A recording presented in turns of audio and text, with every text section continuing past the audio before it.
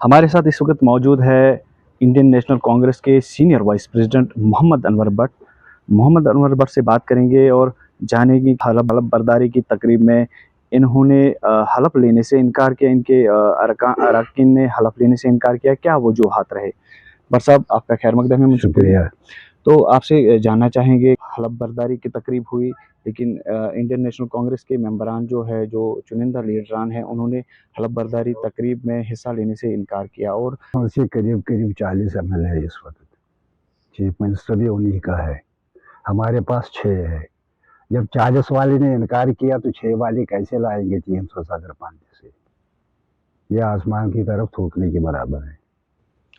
तो आपसे जानना चाहूँगा, कांग्रेस जो कि एक बड़ी पार्टी है, नेशनल पार्टी है, और राहुल गांधी जी जो पदयात्रा करने के लिए आए, लोगों की काफ़ी अच्छी भीड़ उनके साथ थी। लेकिन उस भीड़ को वोट में करने में नाकाम रहे आपके मेंबरान, क्या वजूहात रहे? देखिए, इसमें जो है ना, राहुल जी के साथ लोग थे, हैं और कल भी रहेंगे। आज राहुल जी आएंगे, लोग सारे जमा हो जाएंगे। लोग चाहते हैं राहुल गांधी जैसे ईमानदार नौजवान लीडर को, जो जम्मू कश्मीर अवाम का हमदर्द बनकर सामने आ गया हमारे पास। लेकिन चंद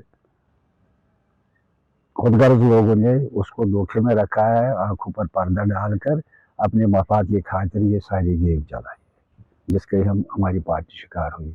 इसका दोष राहुल जी पर नहीं है, इसकी इंक्वायरी होनी चाहिए। हमने क्यों हारा, कौन जिम्मेदार है?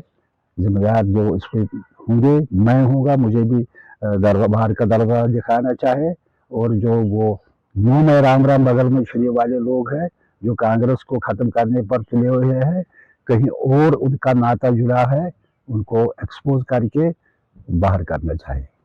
तो नेशनल कॉन्फ्रेंस ने भी मंशूर के ज़रिए अवाम से वादे किए और इंडियन नेशनल कांग्रेस ने भी अपना मंशूर जारी किया था, जिसके ज़रिए उन्होंने अवाम से वादे किए। क्या वो ज़मीनी सतह पर वो वादे पूरे किए जाएँगे? जनाब, जब हमारे पास ताकत नहीं है, ये यूटी है। अगर चपरासी तब्दील करना होगा उमर साहब को, उसको वो प्रपोजल बनाना और एलजी साहब के दफ्तर में जाकर वहां से अप्रूवल लेंगे है। हम तो बेबस है, बेकस है, हमारे हाथ में कुछ नहीं है। ये डायरेक्ट होम मिनिस्टर साहब और एलजी के पास है सारे पावर्स।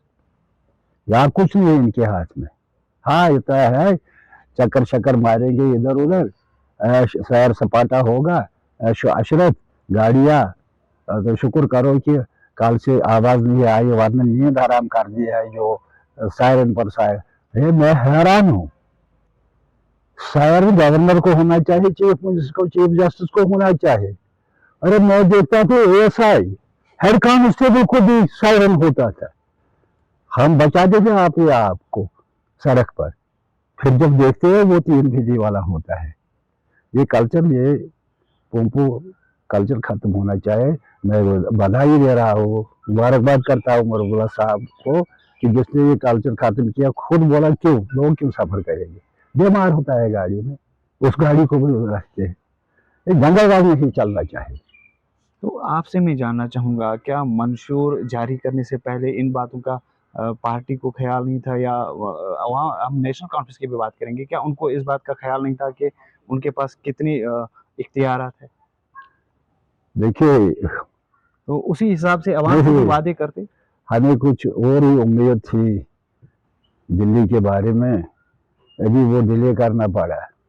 जब वहाँ पर हम उस पर बिठाएंगे अपने नौजवान को, शाम को सुनेंगे आप वो कुर्सी पर बैठा, सुबह आपको सब कुछ मिलेगा।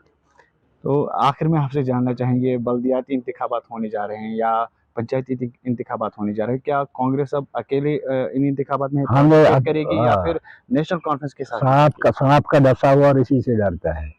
हम अकेले जाएंगे, मेरी यही राय होगी, मेरी यही गुजारिश हाईकमान से। जो अवेयरनेस से क्या हमें मिला, तो आप अगले हम दोबारा रिश्ता करेंगे। हम आवाज़ें निकलेंगे, अब अकेले चल पड़े जाने भी मंजिल, एक एक को लाएंगे साथ और कारोबार बढ़ाते रहेंगे। तो हमारे साथ बात करने के लिए आपका बहुत बहुत बहुत शुक्रिया।